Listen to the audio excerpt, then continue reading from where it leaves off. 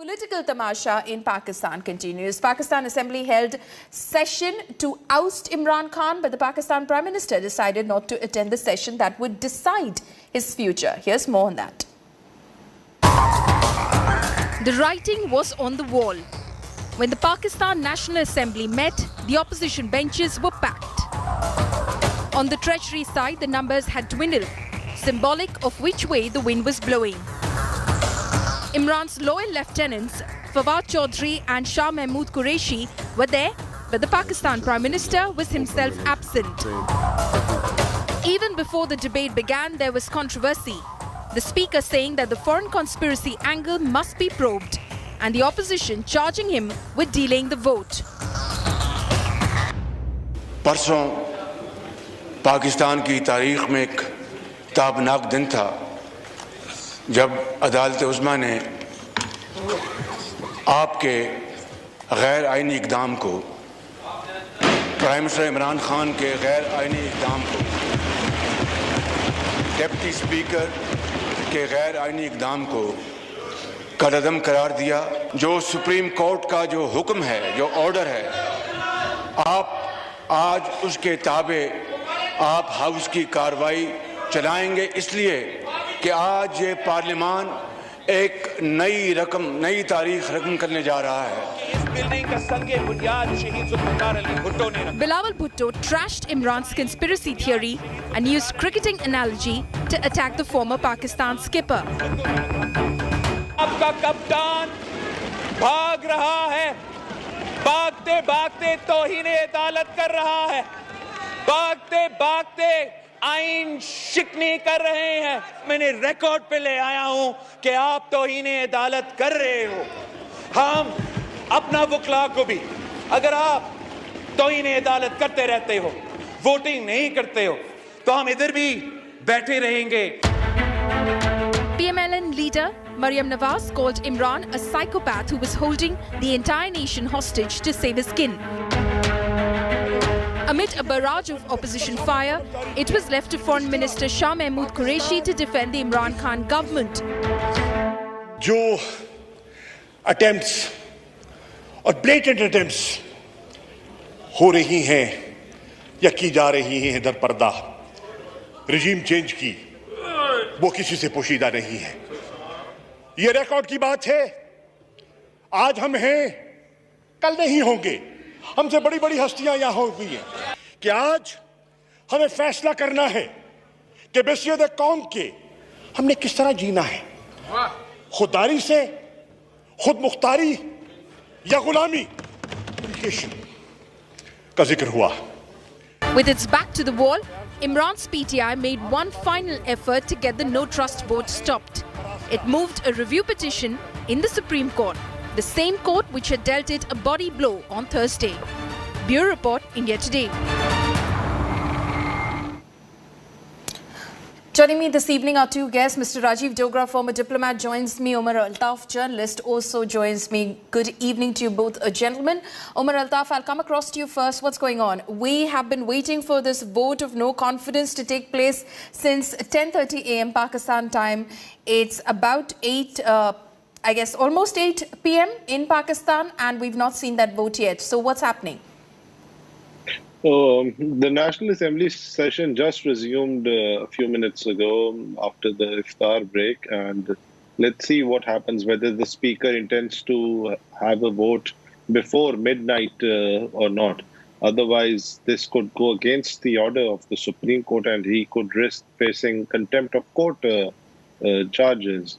So that it remains to be seen what he decides, but so far there has been no inclination by the Speaker to move towards carrying out a vote on the no confidence motion submitted by the opposition. At this moment, I would like to tell you what Imran Khan is. He's not in the assembly, right, but he's addressing Shaukat Khanam Hospital, which is the cancer hospital founded by Imran Khan. He's addressing a fundraiser right at a local hotel in Islamabad right now.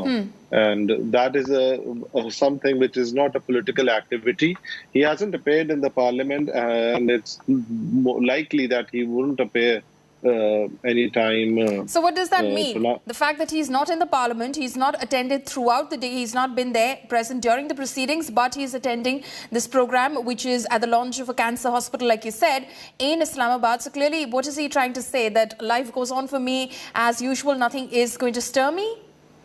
Absolutely, that is the message he's trying to put across. And in almost an hour's time from now, he's going to be chairing a special meeting of the cabinet at 9 p.m. Pakistan time, and speculation is rife that the Prime Minister may make some big decisions. So he has shown no signs of either resigning or facing the vote in the National Assembly. Omar Altaf, I'll come across to you in a bit because that's a big point you're making, and I want to dwell on that. What you just said about big decisions likely from that special meeting of the cabinet, which he has called at about 9 p.m. Pakistan Standard Time. Mr. Dogra, I'll come across to you right now.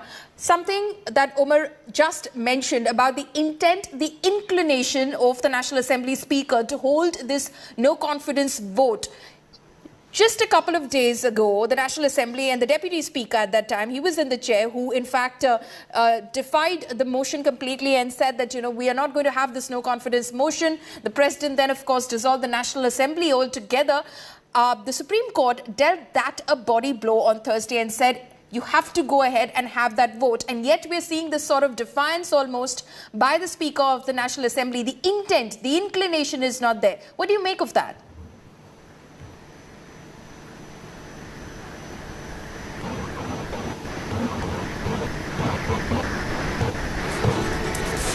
Mr. Dogra, can you hear me? Oh, yes. I thought it was for your Pakistani guest. No, sir. The question is for you, sir. The entire episode, this has been running from 3rd of this month onwards. The entire episode is shocking in the extreme. And just when you think that the last shock has been delivered by Imran Khan, he pulls out another dirty trick from his bag. And what shocks me really is that Supreme Court's verdict was clear, it was unanimous, it was a 5-bench verdict, and there was no dissenting voice. What it meant was that today the only item on the agenda of the National Assembly should be the no confidence vote. Right. Instead, Speaker has defied the Supreme Court of Pakistan. He is not holding the no confidence vote. He is letting the government side carry on with a filibuster, which is not leading anywhere except to say that we will poke our fingers in your eyes. So, A, it is becoming a mockery of democracy. B, I don't think there is any precedent, even in Pakistan, even during martial law, when the authority of Supreme Court had been defied with such brazenness. You would recall that Musharraf had to leave office because of the pressure from the legal side, from the lawyers, and then from the Supreme Court. Bhutto was hanged because of the Supreme Court pressure. Tomorrow, if Supreme Court decides to give a verdict of hanging against Imran Khan, I don't think that would be carried out going by what is happening. What is even more surprising is the attitude of the army. The army chief was openly insulted in the assembly today by Shireen Mazari, who virtually called him an official, meaning that he's one of the junior officials hanging around her office. So army chief has been insulted or has been referred to in a manner that I don't think any previous army chief of Pakistan which clearly makes has been apparent and insulted. visible and clear the differences between Imran Khan and the army chief. You'd think for most part in Pakistan's history that the army played a superpower's role almost, but here it is, of course, that the differences, the fissures, the differences, they're all out in the open. Omar Altaf, I'll come across to you, taking off from that point that you made earlier about big decisions likely from that special meeting of the federal cabinet that Imran Khan has called for later this evening. What are these big decisions? Because there's a lot of speculation, there's a lot of rumor mongering that's happening around what could possibly come out of that meeting. What are you hearing? Absolutely, there is speculation is rife in Islamabad at the moment. Anything could happen. The whole country is watching this political crisis unfold, and people are waiting for something to happen, a resolution to this crisis, which shows no signs of ending anytime soon. It seems it could be a long-drawn constitutional crisis, and the outcome of it could possibly be not good for the country and the people in general. So it was important that the government exercised caution and showed more democratic behavior in handling this whole issue, but that hasn't been the case, and this has resulted in a very unfortunate situation where there is so much political uncertainty. The economy is in shambles, and no one knows who would be in government the next day. Right, but Omar, do you think that there is some sort of a playbook that Imran is going by, that Imran Khan is going by? Because, you know, the Supreme Court overturned the decision of the Deputy Speaker and the President dissolving the National Assembly on Thursday.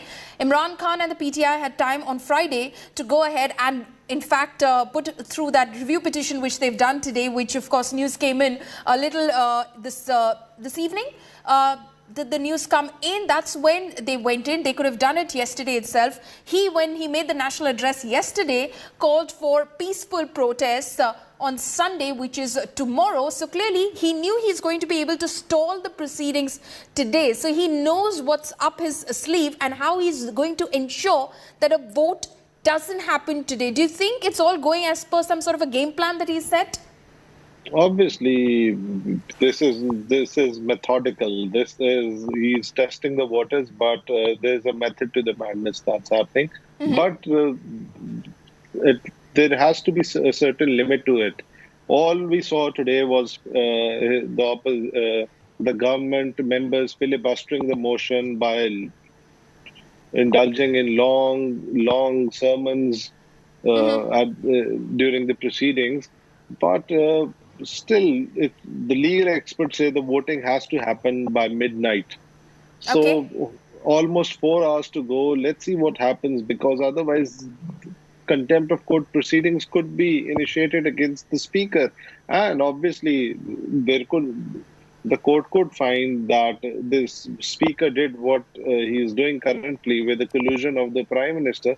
And this, in fact, Omar, some of the Pakistani media is already reporting that the speaker allegedly is saying, this is via sources, of course, no confirmation, no official word of it, that the speaker allegedly is saying that I cannot hold a no-trust vote against Imran Khan. I have a 30-year-long bond with him. Whatever the repercussions for me, whatever the consequences, I'm willing to face the harshest of punishments, but I cannot go through with this vote. Do you think that's possible? No, the speaker should act like a custodian of the house, not as Imran Khan's personal friend or someone who is subservient to Imran. Absolutely. He needs to uphold the constitution and the verdict of the Supreme Court. Otherwise, he would face the music. And this is no justification for what he's been doing all day today. Mr. Dogra, what do you think are Imran Khan's options right now? What do you think he's trying to do? If you could hazard a guess, what is that man thinking? What is he thinking when he's calling for a 9 p.m. cabinet meeting tonight, while there is to be a vote, which some media in Pakistan have reported is expected to happen at about 8 p.m. after iftar in Pakistan. But clearly, now most of them saying unlikely it's happening anytime soon. Well, the very fact that he is holding a cabinet meeting at 9 o'clock means that many members of parliament, the National Assembly, would be at that meeting, because in their capacity as cabinet ministers, they are also, some of them are elected members of the National Assembly. Right. So obviously, what is happening in National Assembly is not being taken very seriously by Imran Khan. Secondly, Imran Khan seems to be setting the pace. He seems to be setting the agenda, and opposition has no clue. It is not doing advanced planning as to how to rebut Imran Khan's next move or how to initiate moves of their own. In fact, I would like to ask one question from your Pakistani guest. Sure, sir. As to why he thinks that Imran Khan is getting away with what people like Zulfikar Ali Bhutto and Mr. Nawaz Sharif and many others could not do. They simply packed their bags or were made to pack their bags and left the Prime Minister's office. He is refusing to do any such thing. Omar Altaf, would you like to respond to that question that Mr. Dogra has posed?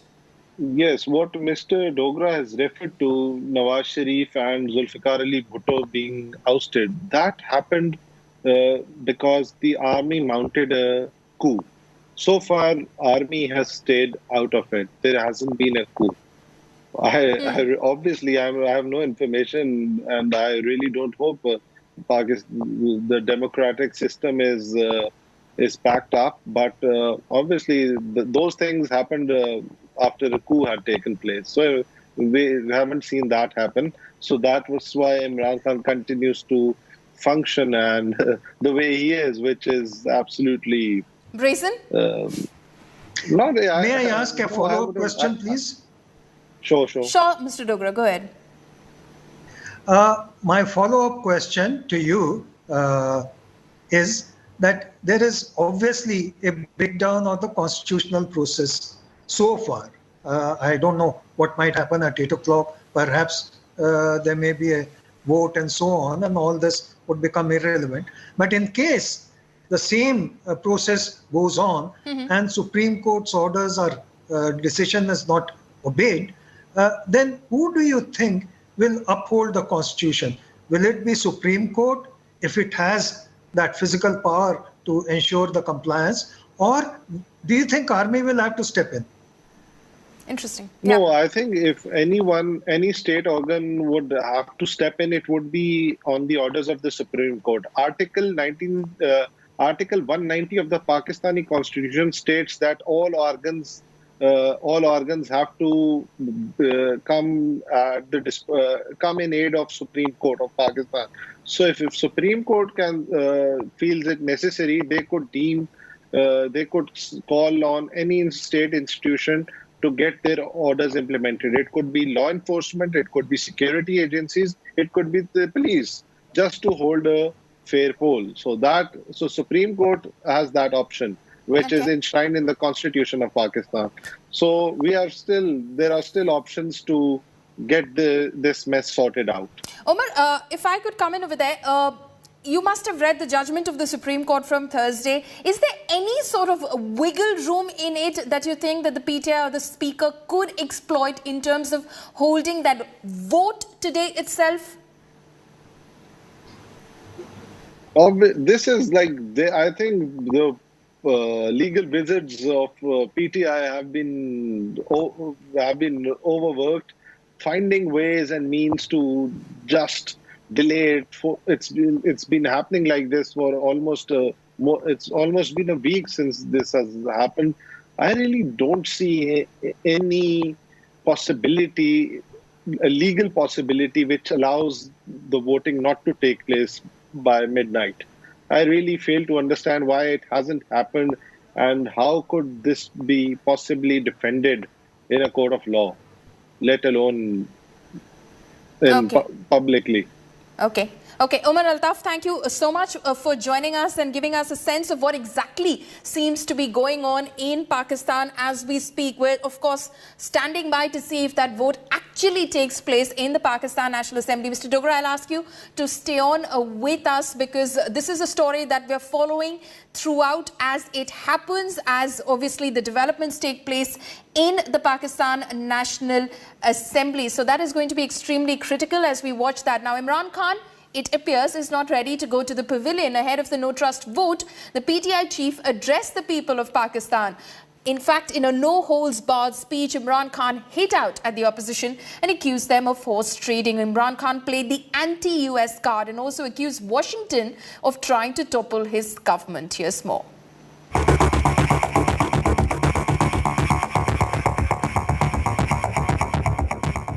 The numbers are stacked against him.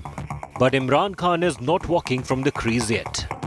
On the eve of the vote of no confidence motion against him, the Pakistan Prime Minister went on the front foot.